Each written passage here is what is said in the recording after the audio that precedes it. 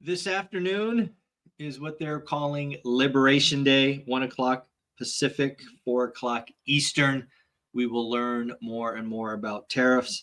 We will get to that in a minute. I actually want to start this conversation with the Tesla Q1 delivery numbers. And folks, to say they were bad is an understatement. They were a complete and utter train wreck. The whisper number was between 360 and 370, which was already going to be a contraction. In reality, they came in at 336,000, a significant drop. I'm hearing a lot of Tesla bulls talking about 2025 being a write-off year. I hear more and more talk about optimists and, self-driving cars and, all of these other things. But at the end of the day, as of Q1, Tesla was a car company and the numbers are ugly. It'll be interesting to see how these delivery numbers translate to their financial statement. Are they able to make earnings, profits, all of those things?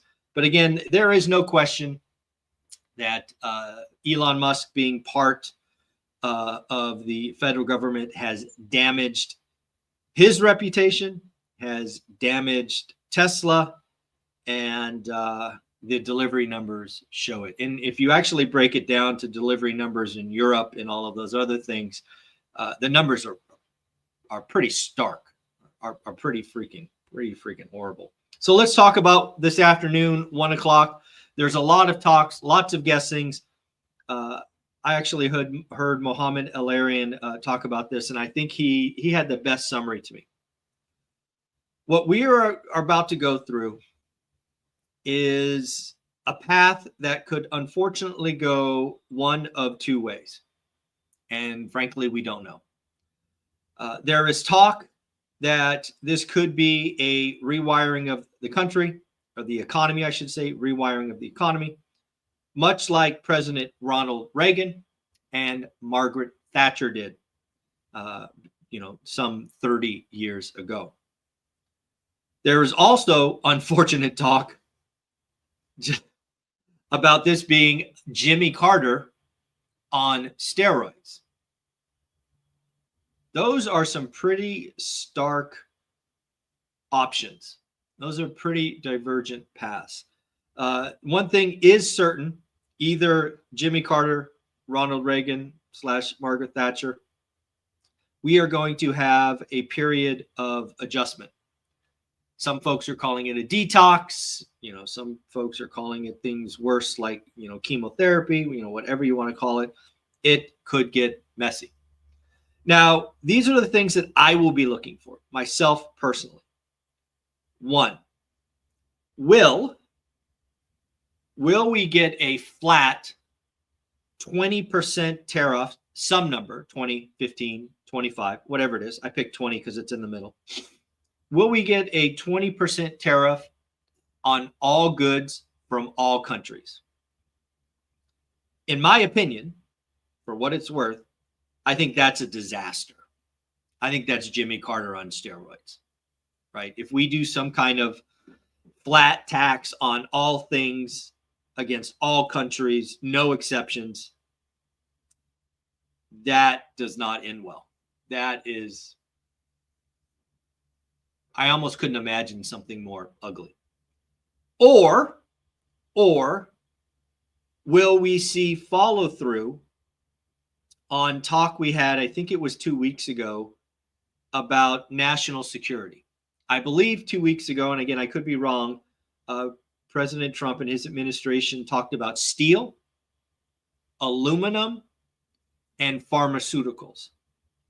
Now, if we were to get tariffs, even if they're big and nasty, like 50%, on select goods because we deem them as national security, I'm okay with that. I mean, I'm no national security expert, but hey, if we want to pick certain segments that we want to make sure we have in case of war or escalation, I mean, who might have guessed that steel, aluminum, and pharmaceuticals aren't the right answer?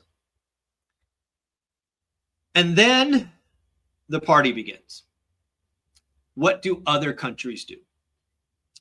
Do they do things like India? I believe India in the last 24 or 48 hours has agreed to drop some import duties and tariffs on U.S. goods, which is a net positive. Or do we start a legit trade war, a tit for tat, ever escalating, ever problematic trade war? I don't think it's unrealistic to say that today is a very important day for President Trump's term. This could be the start of something really good. It could also be a complete cluster, you know what, and he could lose the American populace. Both of those are possible. Even the most tried and true Trump supporters, I believe, if we come out with something that's 20% tariff on all things in all countries, will feel the pain quickly and become unhappy quickly. But at the end of the day, we're just going to have to wait and see. I will certainly be reporting on it tomorrow. At this point, it is what it is.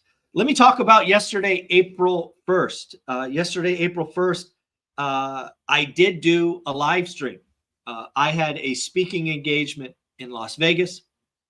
So I went out to the San Jose airport early. I actually did a live stream at 6:30 a.m. 6:30 a.m. I did a live stream. The live stream went about 10 minutes. Unfortunately, when I got through security and I went back to the YouTube app to make sure the video posted, the video only posted the first 15 seconds. So instead of leaving you all confused about what happened, I deleted that video. And I actually still have my notes. I might find time today just to record them so we can keep the theme going. But unfortunately, I left my notes in my car because I thought I was done. And I didn't have them with me when I landed in Vegas. So I couldn't redo them. So I might do it later today, just do a quick live stream to run through April 1st, or I might just let it go and move on. Technology got me. So let's talk about what some Fed speak is. We got Fed President Williams saying the Fed will not allow high inflation to take root. This is one of the outcomes if we have a 20% tariff on all things in all countries. I have a hard time believing that we are going to have inflation be transitory. Fed President Barkin, the bond market is pricing in more recession risk. All right, so I'm seeing comments about the makeup video would be welcome. Okay, I will find time to do that. I listen to the audience. There you go. I will do that later today. Goldman Sachs is still calling for 3 rate cuts in 2025. I have a sneaky suspicion they will be reducing that. We did get 2 jobs numbers. We got the JOLTS report yesterday and the ADP report. JOLTS report, not great. Last month, we had 7.74 million job openings, now 7.57. Less than expected. Remember, we peaked at over 10 million. The ADP report, this was a good number. I don't know what else to tell you. The ADP report was a good number. The estimate was we would have 120,000 jobs created. Actual was 155,000. The February number, which was weak, was actually revised higher to 84. So revision up, not down. Wages went up 4.6% for folks staying in their job, up 6.5% for job changers. That's actually the smallest gap that's been recorded in the series. I got to tell you, folks, changing jobs for a 6.5% increase when you can stay put for 4.6, that's not a great trade. I'd want a double-digit increase. The good news about the ADP report is hospitality was not the largest growth. In fact, it was one of the weakest. It was only 17,000. Business services was 57,000. In manufacturing, Manufacturing, 21,000. Let's not forget that Friday's number is the most important number. It's the BLS report. Let's also not forget that the ADP report and the BLS report have not been in sync for months, if not quarters. So just because the ADP report was good, strong, does not mean the BLS report will be. So we will have to buckle up and watch. The expected number for Friday is 140,000 jobs created. That is down from 151,000 in February. We did get mortgage applications. Mortgage applications were down 1.6% in total. However, they rose for purchase apps. That was up 2%, up 9% year on year. Refi was down 6% week on week, but up 57% year on year. One more thing from the Fed Goolsbee has said a couple of things. Tariffs are a supply shock. I think that's interesting. I actually think tariffs are more of a demand shock, but I could see why you would call it a supply shock. Confidence nearly collapsing. Yes, that's one thing that I really sensed yesterday in my session. I was around 50 or 60 business owners, and it is very clear that a lot of them are sitting on their wallets waiting to see where they're going. And if I was in a room with 60 entrepreneurs and small business owners, and that was like 90% of the folks were kind of nervous, yeah, that's not good. And then lastly, soft info differs significantly from the hard data. Again, that is true. I would argue that the soft data is forward looking and the hard data is rear view looking. But that it is what it is. I do want to remind you and announce one new cool thing I am doing.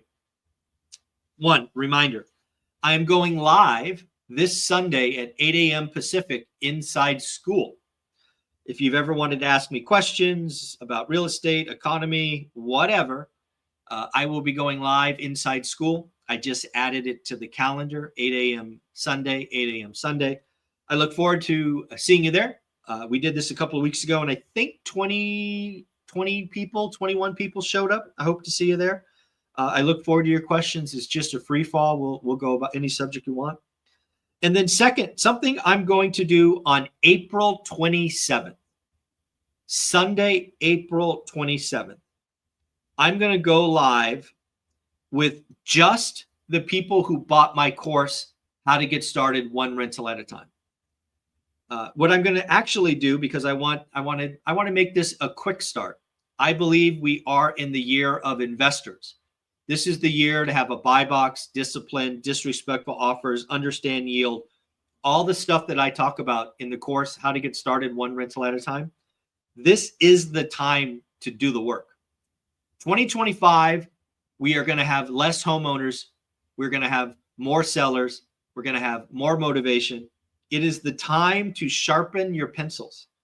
So I am going to give time once a month to people who bought my course, How to Get Started One Rental at a Time. Going forward, it will be everybody who buys it that month. This month, for the month of April, I'm actually going to go back and get everybody who bought the course January, February, and March. So if you bought the course in 2025, you can expect an email from me probably in the next 48 hours with a Zoom link to a session. It's scheduled for Sunday, April 27th at 8 a.m. My hope is you've gone through the course a little bit. My hope is we can break down vocabulary. We can set you on the right track. We can talk about spreadsheets, whatever you want to do to help you get started. So again, folks, I hope to see you inside school. If you do have the course, look for an email from me, as I want to make sure people who are getting started today get started on the right foot. Two more things to talk about before we wrap up. We did get U.S. manufacturing PMI, and unfortunately, it is signaling a contraction. We have broken below 50. Last month, we were at 50.3. Yesterday, it came out at 49. The last thing I will highlight, and this actually hurts to say, this hurts to admit, I actually agree with Jim Cramer. Don't hold that against me, but I think Jim Cramer said something I completely agree with. Jim Cramer said a 20% tariff on all things would be horrendous for the U.S. economy. I would actually highlight horrendous for the U.S. consumer as well. So, folks, that's what I got for the daily financial news, April 2nd. I apologize one more time for the cluster on April 1st. I will make up for it. I will leave. I'm not sure if I'll do it live or recording, but you can look forward to that because I have the notes right here. But yeah, have a great day. Like, subscribe, comment. We'll talk to you tomorrow. Bye.